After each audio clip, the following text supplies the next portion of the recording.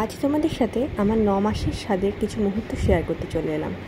আসলে কি বলবো বলো, অনেক দিন ধরেই ভাবছি এগুলো শেয়ার করব, কিন্তু আমার শেয়ার করার সময়ই হয়ে ওঠে না। মেয়েকে নিয়ে এতটাই ব্যস্ত হয়ে পড়েছি যে কখন কি করব আমি সময় খুঁজেই পাই না। সেই কারণে আমার এই ভিডিওগুলো দেওয়াও হয়নি। এটা ছিল আমার 9 মাসের আমার শাশুড়ির তরফ থেকে স্বাদ। দিনটা অবশ্যই মনে আছে, দিনটা ছিল 15ই এপ্রিল। যে কোনো মায়ের কাছে তার প্রেগনেন্সি জার্নিটা ভীষণ সুন্দর থাকে, ভীষণ সুন্দর একটা মুহূর্ত। আমার কাছেও সেটাই ছিল। কিছুটা ভয়, কিছুটা আনন্দ মিলিয়ে সবটা চলে পুরো জার্নিটা। আমারও সেরকমই ছিল। আমার জার্নি মোটামুটি ঠিকই তো ছিল, কিন্তু তার মধ্যেও অনেক টেনশান ছিল। আমার যখন ফার্স্ট টেস্ট হয় ডবল মার্কার টেস্টের রিপোর্ট তো ভালো এসেছিলো, কিন্তু এনটি স্ক্যানে আমার রিপোর্টটা একটু অন্যরকম এসেছিলো, মানে রিপোর্টটাই ভুল এসেছিলো। সেটা পরবর্তীকালে অ্যানিমাল স্ক্যানে গিয়ে বোঝা যায়। কিন্তু আমার এসেছিলো আমার বেবি স্পেস পাচ্ছে না। তো সেইটা নিয়ে আমার প্রথম থেকে ভীষণ পরিমাণে টেনশন ছিল। আর প্রেগনেন্সি জার্নিতে তো জানোই, শরীরে আপস অ্যান্ড ডাউনস তো হতেই থাকে। তো সেসব মিলিয়েই পুরো জার্নিটা চলেছিল। সেই সময় আমার কোনো ভিডিওই সেভাবে করা হয়নি, আমি একদমই ইনঅ্যাক্টিভ ছিলাম। আর এখানে দেখতেই পাচ্ছ আমি কি পরিমাণ মোটা হয়েছি। আমি টোটাল প্রেগনেন্সি জার্নিতে 29 কেজি ওয়েট গেন করেছি। হ্যাঁ, 29 কেজিস। এত ওয়েট বোধহয় সাধারণত কোনো মায়েরা গেন করে না, সবাই সাধারণত 12 থেকে 14 কিলোই গেন করে। আমি প্রচুর মোটা হয়ে গেছিলাম, যার ফলে আমার নড়াচড়া করতে, ওঠা বসা করতে সব কিছুতেই খুব কষ্ট হতো, যার জন্য আমার আরোই যেন কোনো কিছুর এনার্জি পেতাম না।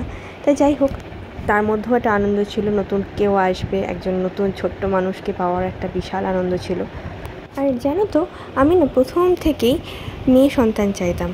এরকম না যে ছেলে হলেও তাকে ভালোবাসবো না বা আদর করবো না, সেটা তো কখনোই না। মা তো মায়ের কাছে সন্তান সবাই সমান।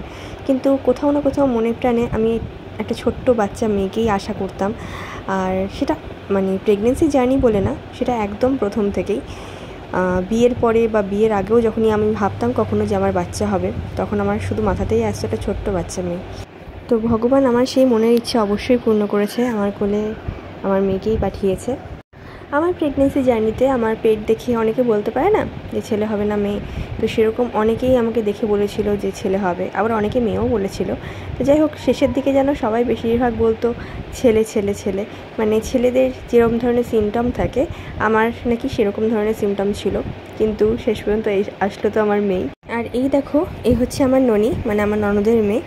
ও প্রথম থেকেই আমি মানে বলেই রেখেছিলাম যে আমার স্বাদের খাওয়া আমি ওর হাতেই খাবো। এমন না যে মেয়ের হাতে খেলে মেয়ে হবে সেই আশায়, তবে হ্যাঁ, আমার ইচ্ছে ছিল আমি ওর হাতেই খাবো সব খাবার।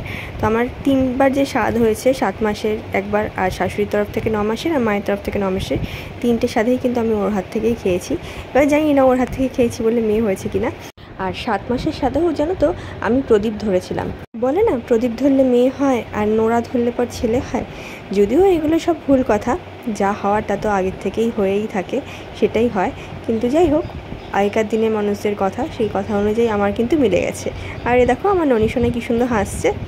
ও তো জানে, বলে না বাচ্চারা ভগবানের রূপ হয়, ওরা সব জানে। ও তো জানে যে ওর ছোট্ট বনু আসছে, বনুর সাথে খেলবে, সেই আনন্দেই হয়তো ও হাসছিল।